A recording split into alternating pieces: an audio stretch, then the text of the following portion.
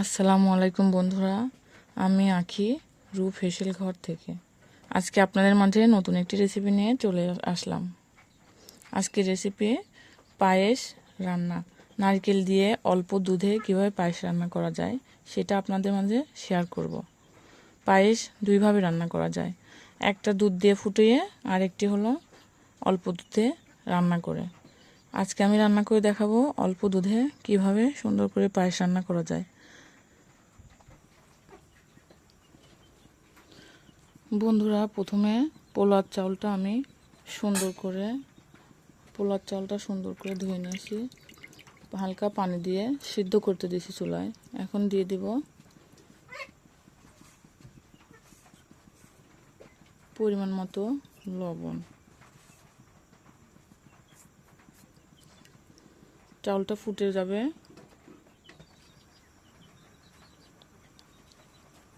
পানি দিয়ে চাউলটা ফুটাই নেব। এখন ঢেকে দিয়ে চুলায় জাল দিব।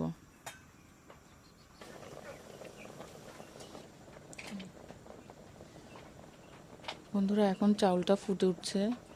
চাউলটা ফুটে উঠলে আমরা তারপরে চাউলটা একটু করে নেব, থেতো করে নেব।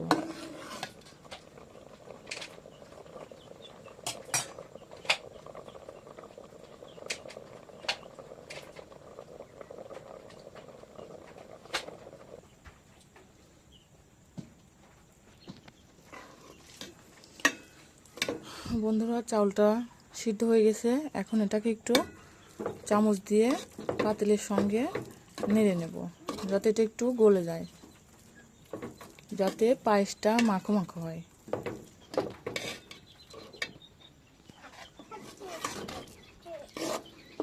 বন্ধুরা, এই পর্যায়ে আমার এটা ম্যাশ করে নেওয়া হয়ে গেছে। এখন এতে দিয়ে দেব দুধ এবং অন্যান্য সব উপকরণ। বন্ধুরা, পায়েসটা কিন্তু অল্প দুধে রান্নার জন্য আমি এভাবে করলাম। আর বেশি দুধে রান্না করতে হলে দুধের মধ্যে চাউল দিয়ে ফুটাই নিতে হবে। সব সময় তো একরকম থাকে না, তাই দুইটাই আপনাদেরকে শেয়ার করবো। আজকে একটা, অন্যদিন আরেকটা শেয়ার করব। এখন এর মধ্যে দিয়ে দেব দুধ।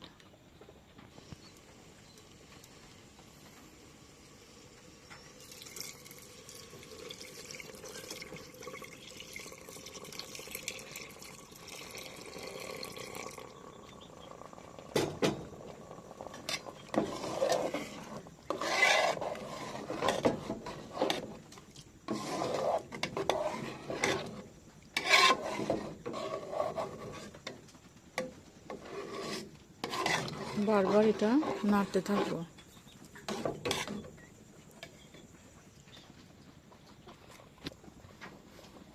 বন্ধুরা, এই পর্যায়ে দিয়ে দেবো কয়েক টুকরো তেজপাতা, এলাচ, দারুচিনি।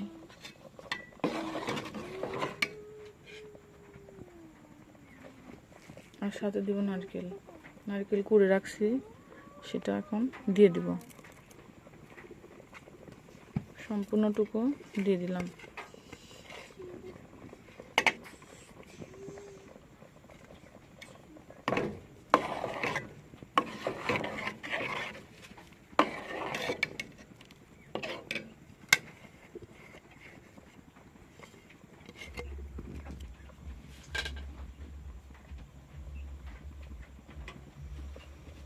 বন্ধুরা, এখন দিয়ে দেব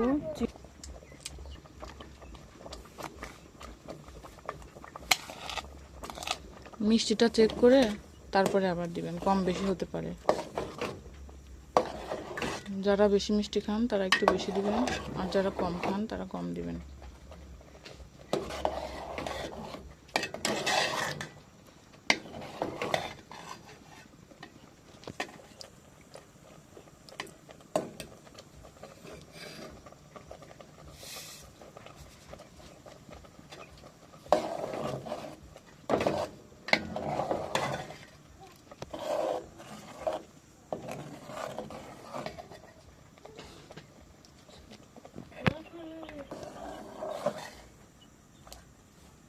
বন্ধুরা, আমি একটু দুধ অ্যাড করে দিয়েছি, পাতিলে যেটুকু ছিল সব দিলাম। এখন বারবার নাড়তে থাকবো, নাহলে নিচে ধরে যাবে। নাড়তে নাড়তে যখন দুধটা শুকিয়ে আসবে তখন মাখো মাখো হবে, সুন্দর হবে।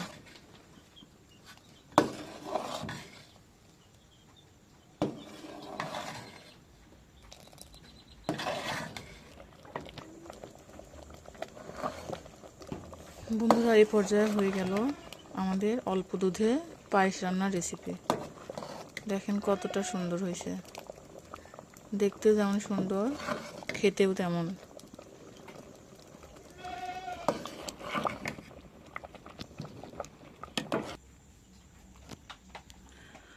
বন্ধুরা, তৈরি হয়ে গেল আজকের মজাদার পায়েস রান্না।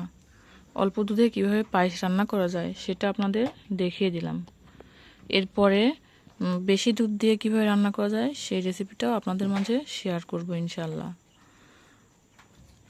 পায়েসটা দেখতে যেমন অ্যাট্রাকটিভ, খেতেও তেমন অ্যাট্রাকটিভ।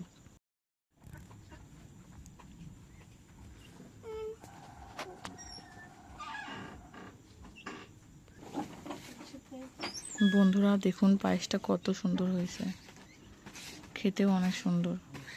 আপনারা এভাবে তৈরি করবেন, বাচ্চাদের জন্য তৈরি করবেন এবং বড়রাও খাবেন। অল্প দুধে সুন্দর হবে মাশাআল্লাহ ইনশাল্লাহ। আর আমার পেজটা একটা লাইক দেবেন, একটা সাবস্ক্রাইব করবেন, একটা শেয়ার করবেন প্লিজ, আর সাথে একটা কমেন্টও করবেন। সবাই ভালো থাকবেন। আসসালামু আলাইকুম।